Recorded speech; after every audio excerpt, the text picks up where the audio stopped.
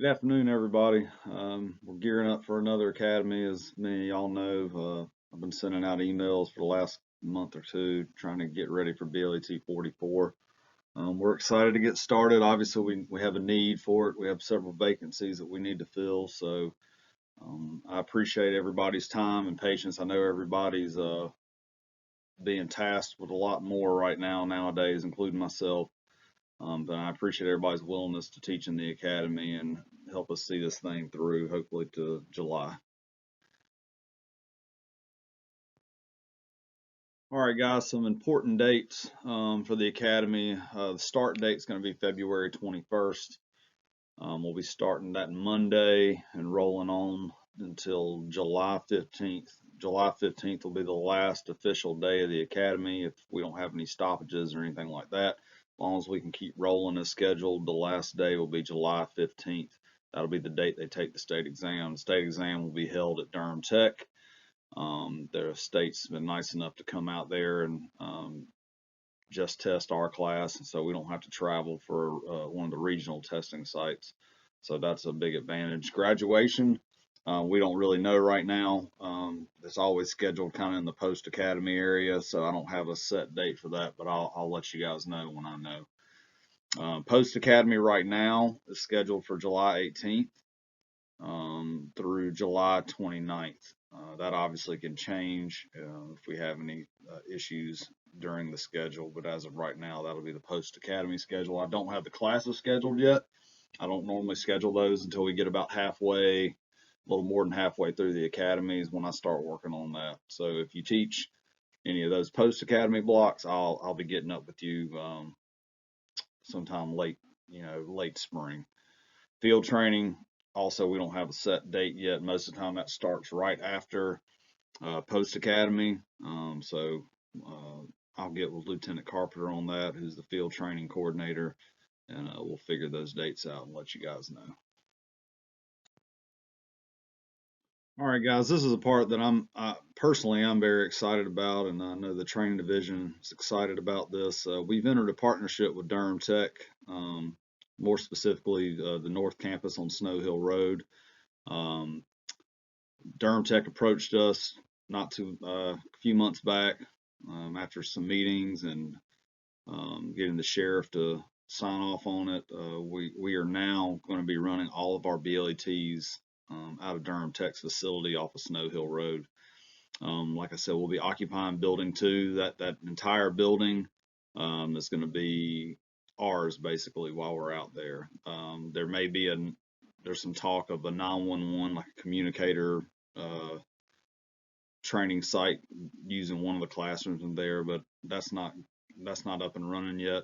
So until then, pretty much we have the entire building, which is going to be a great thing for us. We'll have more space. We'll be able to use the building for some of our classes where we had a lot of limitations here at the North Station.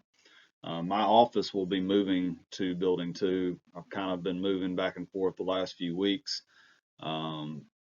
Basically all I have in my office now is a desk and a computer. So I'm probably going to be moving. Today's February 7th. I'll probably be moving the last bit of my office over there either this week or beginning of next week. The Staff Sergeant Ellerby, the BDOT school director, she's already over there. She has an academy going on now, but her office is she's already in her office in building 2. Like I said, this partnership is going to allow us to move into a newer, more suitable facility for training. Obviously, we all know the limitations of the North Station. It served its purpose a long time ago, so this is coming at a good time, especially with an academy of 20 cadets. We're going to have access to pretty much everything Durham Tech has. Their mat room. We have a large conference room in building 2, multiple bathrooms, their gym, and we have access to other classrooms aside from at building 2 if they're available. So this is going to give us a lot more room. We have access also to the parking lots, things like that we could do some of our, traffic stop classes. There's a lot of room out there to kind of get things done. So this is going to be a big advantage. although we are entering into this partnership with Durham Tech, these are still our academies, and we're going to run them the way we think's best to run them. So they're not going to have much. Um, they're not going to have a whole lot of say so in how we run our academies. That was kind of part of the agreement. So we're going to keep rolling like we are, just in a nicer, bigger facility. All right, some additional information with our partnership with Durham Tech. Uh, this is a big thing for me. I'm glad this is happening. Obviously, it's up to the instructors if they want to take advantage of it or not, but I'm glad we at least have the option. Instructors will now have the option of being paid for their time teaching or assisting with BLET classes. When I say that, you don't have to be the lead instructor. If it's a course that sometimes we have a secondary instructor, you can be paid if you choose to.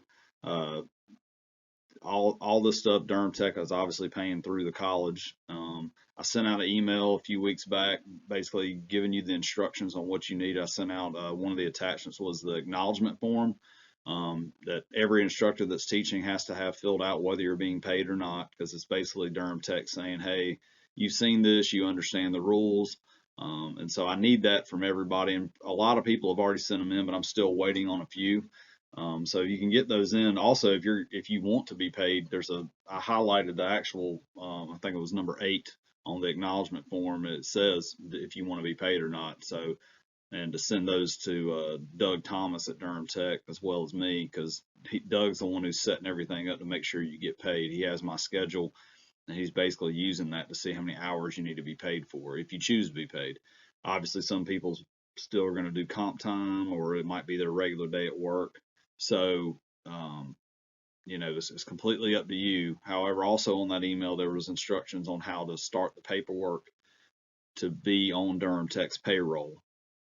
So I encourage you to get those filled out uh, as soon as possible because they can't backdate a contract. So if you wait and drag your feet, and then it's your week to teach, and you're like, well, hey, I thought I was going to be paid. Well, if you didn't get your information into Durham Tech and they didn't approve you as an employee, then there's nothing I can do about it. And I honestly don't have a whole lot to do with that process. That's more for Doug. So if you have any questions, I put him on the initial email.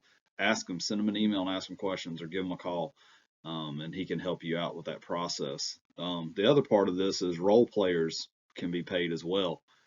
If you're teaching a block of instruction, I know you'll need role players, and obviously we know several of the blocks instructions you have to have role players. They can be paid. So that might be kind of a tool to get some people out there. Hey, I need you for 4 or 5 hours today. Can you do this? Can you come out and do this? But they have to also be on the payroll. So if you know in advance if your block requires a lot of role players, patrol techniques, things like that, rapid deployment, DV, whatever. There's several blocks that require them. Go ahead and tell these guys, hey, can you commit to these dates? And if so, I can get you paid. But you have to fill out this paperwork. So same rules apply for role players as instructors.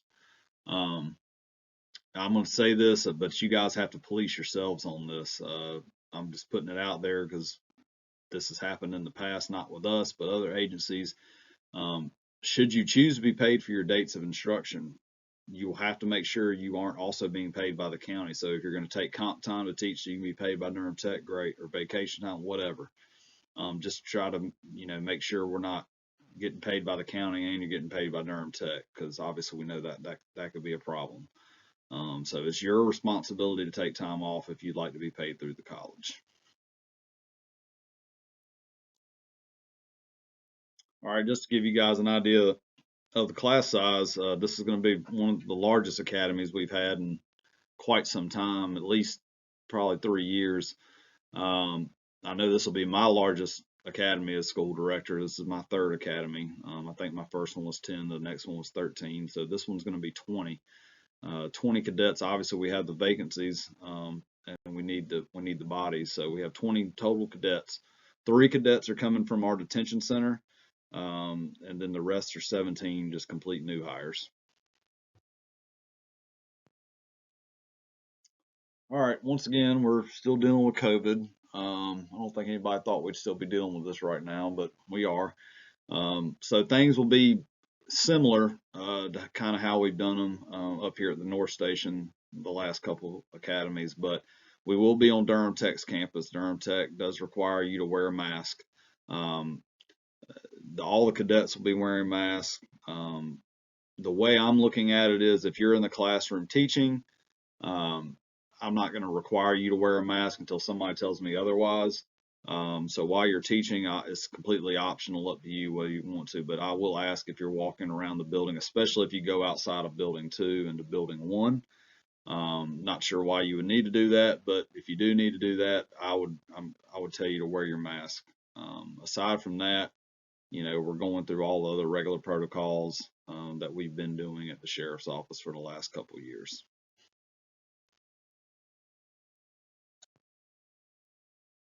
All right, this is probably going to be the longest portion of this meeting, but it won't take too long. Just a few more things I need to touch on. First off, I want to welcome our new instructors. Corporal Thompson will be teaching in BLET as an instructor for the first time. Detective Jimenez, and then Corporal John O'Donnell with Durham County EMS will be helping out with our first responder block. So we're excited to have them and add them to the team. Always like getting new instructors, new ideas, so I'm excited to have them on. If you need access to your instructor lesson plans, they've been on the LEO public drive for a few months now. I encourage you to read over your lesson plan and look at your PowerPoints, look at the handouts, so you're not surprised by anything. The state does, they change the curriculum some way. Now, some lesson plans, they may just change a paragraph here or there. They might change the order of it and change the page numbers that they're on. So it's important for you to review that, one, so you're informed when you're getting up there and teaching in front of the cadets. So if you go to the LEO public drive, then go to the LEO DO training folder, then you go to the BLET info, and then more specifically the BLET 44 folder. Everything you need's there. Your lesson plan revisions it'll show your lesson plan, what's been revised from it from the previous update. Also, the strike through draft lesson plans that lets you know anything that's been taken out or changed as well. Also, the January 2022 course management guide. I encourage everybody to look at this because it does break down certain things you need for your class. It is my responsibility as a school director to make sure we have access to those things. But I encourage you guys to look at this. It's kind of what I go by. It's kind of like my how-to guide to be a school director, basically. Make sure we're following training and standards requirements for each class, because training and standards is very strict. And I know now they're going to start doing more audits and popping in BLET delivery sites and making sure the instructors are doing what they're supposed to be doing and making sure I'm supposed to be doing my job. So, it's important, I think, and the course management guide isn't a huge, book or anything. I mean, it's something, even if you just wanted to look at your guide specific, your course specifically, I would highly recommend that. Instructor attire, the same thing as it always is, Class C uniform, Class A, or business attire, completely up to you. Now, some of these reminders I want to go over. Testing. As always, as the instructor, you're required to make a test for your block of instruction. I need a test and an answer key. I like for the test to be no less than 15 questions, but most blocks should be 20 to 25 questions. A lot of these blocks are, 8-hour days, and I know it's a little harder for some of the courses that are just 4 hours to get, 20 questions, but ideally I'd like for each exam to be 20, but I know it's a little difficult with some of the 4-hour blocks and shorter blocks.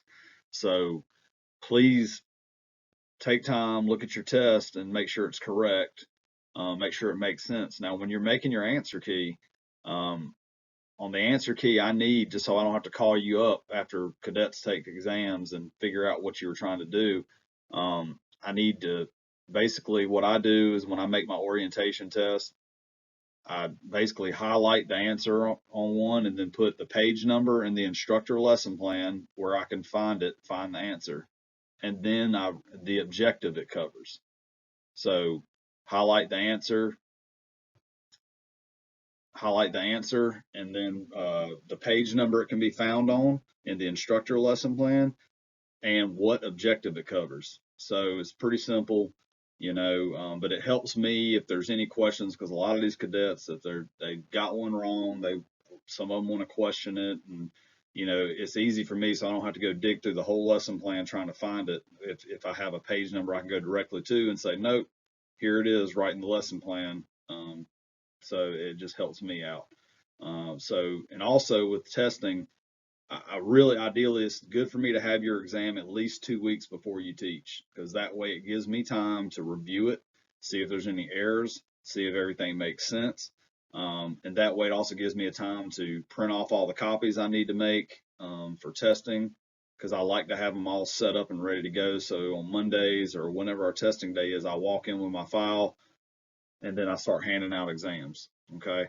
So, and then on top of that, I have to make a Scantron answer key and all that, since that's what we use to grade our test. So I know everybody's tasked with a lot right now, and this BLET is just adding one more thing. And like I said, I appreciate what you guys do, and I understand, but this makes my job a lot easier if I have these tests, 2 weeks before. Gives me time to review it.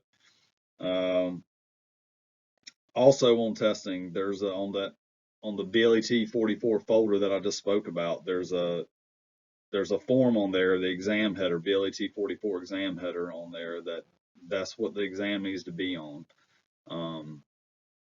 Also at the bottom of that, you'll see like a revision date at the bottom of each page on that header, where you put, if it's February 2022, put February 22. If it's March, don't leave the one from the previous year on there, because I normally have to go in and change a lot of those where people don't update it.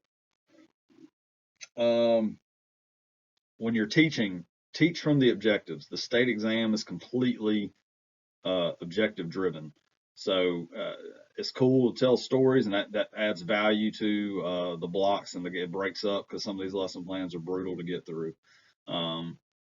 But we've had problems, not a lot, thankfully, but we've had problems in the past where somebody had gone in there and just basically told war stories the entire class, and then the guys were like, "Oh, that was cool, but I didn't learn anything," and then they fail the test.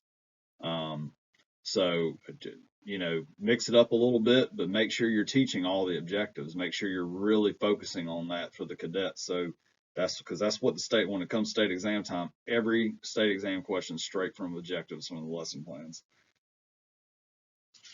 Moving on from that, let's talk about practicals. I feel like all of our instructors do a good job with this. There's no, they don't make it so hard where they can't figure it out. I mean, you want them to work, the cadets to work through it, but you don't want to set them up for failure with the practicals. Make them realistic. Try to avoid no-win situations. They're not learning anything if they're just getting blasted with sim rounds, repeatedly, again, because the instructors think it's funny. Obviously, if they're being unsafe and we're trying to teach them a lesson as far as like officer safety, great. But let's try to give them winnable situations where they have to work through it and figure it out. Make sure when you're using role players that these for the block, that it's somebody that's worth having out there. I know that sounds bad, but sometimes we've had role players get brought out, and maybe it's a kind of highly tactical block, and these people aren't very tactical, and I've walked up and they've been out there teaching cadets, room entries or stuff like that, and without naming names, it wasn't good. So just make sure you're using, and most everybody does a great job with this, and the people that come out and help the academy are pretty much the same people all the time, and they're great. But just be smart about who you're using, depending on the block you are. So with the practicals, obviously we have access to the 10 sim guns. I encourage you guys to use those. That they're already moved over there. They're at Durham Tech now. So please use those. We've got plenty of sim rounds, so I think they add a lot to training in the blocks where it's kind of practical to use them. But all you got to do is ask, and they're there. And I mean, there's certain things that need to happen, whether it's a firearms instructor or somebody from training or somebody off of ERT has to be there. But if it's me that has to be there, that's fine. Just let me know ahead of time if you want to use them. The other option with the sim guns is please make sure they get cleaned. The cadets can do that. That's what we've kind of done the last couple academies because they get gunked up pretty good using the sim rounds. So the cadets can clean them. You know, just make sure you as an instructor are telling them if I don't. Discipline, we're all really good on that. You guys are all great about letting me know if there's any issues and policing it yourselves, or you let me know and then I handle it. That's the main thing. Is just somebody knows and somebody handles it, but I need to know about any discipline issues. We had some discipline issues with the last academy, um, and so I'm hoping that's not going to be the case with this academy, but we'll see. It's a lot more people, but I need to know about everything and try to take care of it as soon as possible. Um, I've already sent out the schedule to you guys, the rules. I've sent all that out to you guys, so um, I'd review the rules, review the schedule, make sure your dates are good. It's kind of hard if you come to me last minute and say, hey, I've got a conflict and it's the day before, uh, especially if you're teaching in certain blocks are hard to get covered. Certain blocks I can just step in and teach. It's not ideal, but there's certain things that I probably can't step in and teach. So try to help me out. This is going to be a big class, so I need all hands on deck as much as possible. So thanks guys for all that and everything you guys do. I mean that seriously because you guys help me out a lot, and I know I ask a lot of you guys, but I greatly appreciate it because y'all are what makes the academy great. So I appreciate everything y'all do. All right, guys, if you have any questions, my cell number is 919-906-3533. My office number is listed below, but that's going to change in the next week or so. So I'll try to update you guys on my new office number. And obviously, there's my email, which all of you guys have. I appreciate your time and let me know if you have any questions. Thank you.